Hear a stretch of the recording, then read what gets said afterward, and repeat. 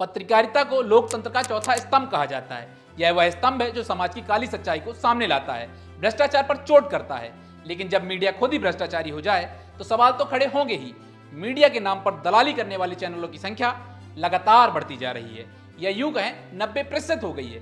भारत की मीडिया की स्थिति का अंदाजा आप इस बात से लगा सकते हैं कि मीडिया की स्थिति वर्ल्ड फ्रीडम इंडेक्स में रैंकिंग 180 देशों में 159वें नंबर पर है। इस देश की मीडिया की स्थिति पड़ोसी देश पाकिस्तान से भी खराब है। पड़ोसी देश गरीब जरूर है, लेकिन वहां की मीडिया गुलाम तो नहीं है। हमारे देश का आधे से ज्यादा मीडिया सत्ताधारी पार्टियों की गुलामी कर रहा है। मीडिया का एक पक्ष कहता है कि यदि स्ट्रीम मीडिया सरकार की बुराई नहीं करेगा तो उनके संस्थानों को ऐड यानी विज्ञापन नहीं मिलेंगे। तो मीडिया कोई पैसा कमाने का साधन तो है नहीं।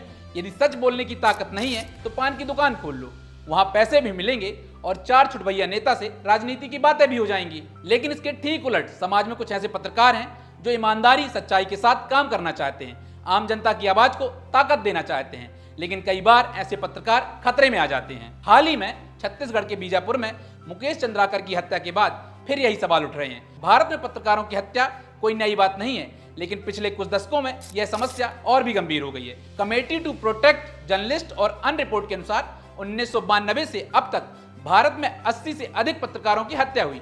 इनमें से 40 से अधिक हत्याएं उनके प्रोफेशनल कार्य से जुड़ी थी।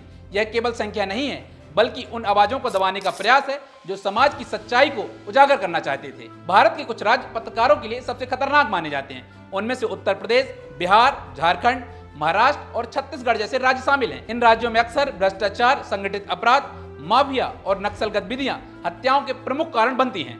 पत्रकारों की हत्या के पीछे कई कारण होते हैं। सबसे प्रमुख कारण है भ्रष्टाचार और संगठित अपराध पर रिपोर्टिंग करना। जब पत्रकार भ्रष्टाचार या माफिया के काले कारनामे को उजागर करने की कोशिश करते हैं तो उनके निशाने पर आ जाते हैं। बिहार में साल 2020 में रघुवंश रंजन की हत्या कर दी गई। वे एक दैनिक अखबार के संपादक थे। उन्होंने भ्रष्टाचार और माफिया के खिलाफ खुलासे किए थे।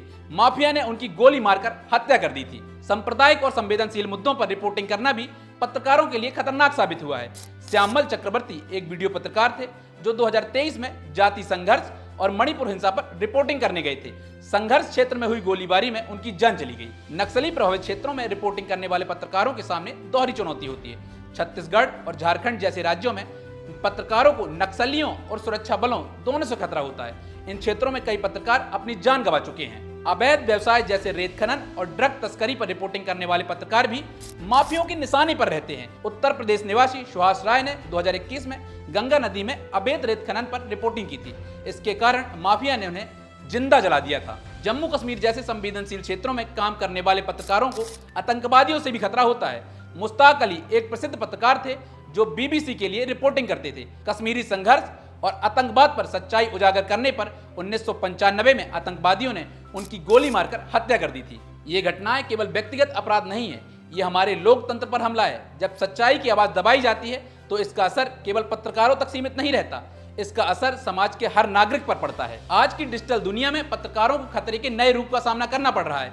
सोशल मीडिया पर सक्रिय पत्रकारों को धमकियां दी जाती हैं और उन्हें ट्रोल किया जाता है। स्वतंत्र पत्रकार और ब्लॉगर जो मुख्य धारा की मीडिया से बाहर काम करते हैं वो भी माफिया और संगठित अपराध के निशाने पर रहते हैं। भारत में पत्रकारों की सुरक्षा के लिए कोई विशेष कानून नहीं है। कई मामलों में हत्यारों को सजा तक नहीं मिलती। कुछ घटनाओं में सरकारें खुद पत्रकारों पर दबाव डालती हैं। संवेदनशील क्षेत्रों पर रिपोर्टिंग करने वाले पत्रकारों के लिए पर्याप्त सुरक्षा का भी अभाव है। पत्रकारों की हत्या के मामले में तुरंत और सख्त न्याय होना चाहिए ताकि दोषियों को सजा मिले और भविष्य में इस तरह की घटनाओं को रोका जा सके।